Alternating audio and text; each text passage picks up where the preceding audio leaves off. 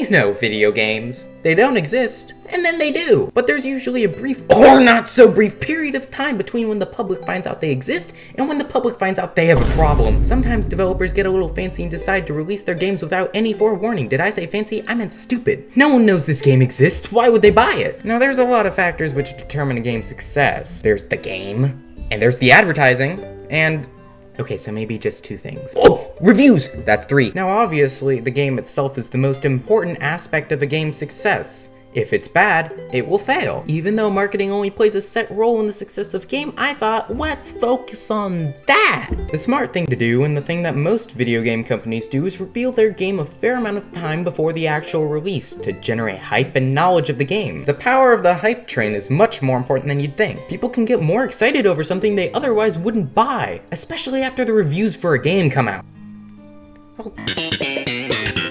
Pre-release games are notorious for forcing a community of gamers to wait an unbearably long time, knowing that somewhere out there the game of their dreams exists, but they won't be able to play it for 2 years. And then the game gets delayed. Sometimes pre-release periods are so long that any hype generated dies out. Sometimes a game may not live up to the hype, leaving fans disappointed. Nintendo has had their blunders. I won't deny it. The Wii U was ruined with delays. It may not have been the primary determining factor of the downfall of the Wii U, but it was certainly up there. The Wii U had an advertising issue of its own, but the delays certainly caused a lot of people to lose faith in the Wii U. At the exact same time, it could be argued that the few people who did get the Wii U only got it because of the games that were promised for it, regardless of if they got delayed or not. There's really no way to know. Even so, you probably shouldn't announce a game which won't be coming out for a while. Like, who cares about what's coming out next decade?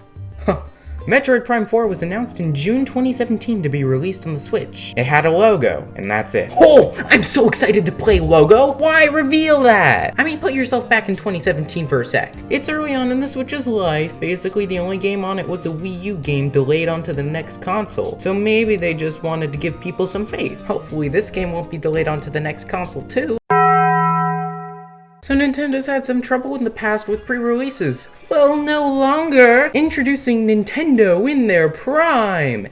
Hey! Nintendo's in a better spot than they ever have been. They've adjusted to developing games in HD graphics. They got a free extra library of games from the last not-so-successful console to port over easily. And they got one of the best ideas for a console ever.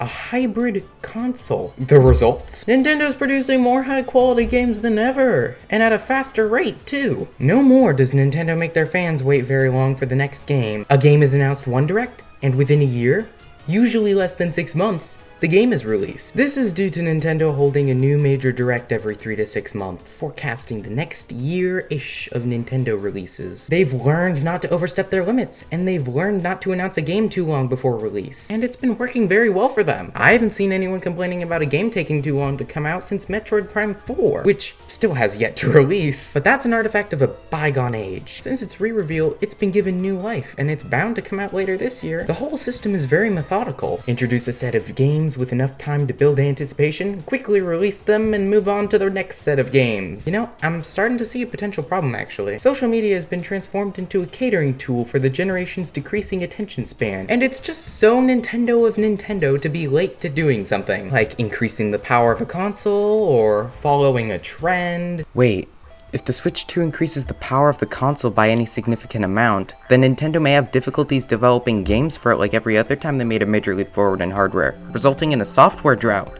And with Nintendo setting a precedent of releasing games in quick cycles, do you think they're setting themselves up for a failure? Let's think about this for a sec. Nintendo, attention not divided between a handheld and a home console anymore, got an amazingly rapid output on the Switch after a generation of working up to HD. Doesn't it seem logical to think Nintendo may continue the established precedent of quick cycles of games in Nintendo Directs, just for them to struggle developing for the increased power? Well, it's a possibility. They could be ready, not that there's any evidence to suggest that. They could have also not increased the power of the Switch 2, in which case they'd have a whole other problem. Much more likely it is that Nintendo will do another power jump. They've gotten into a pattern of increasing the punch their console packs every other generation after all. Of course, we can't know with 100% certainty until the specs break down of April 2nd. I would like to say though that it's very telling of Nintendo's success through their new marketing strategy that everybody thought it would be way too long from when the Switch 2 was initially revealed to when it's going to be fully dissected. It was only about 2 months?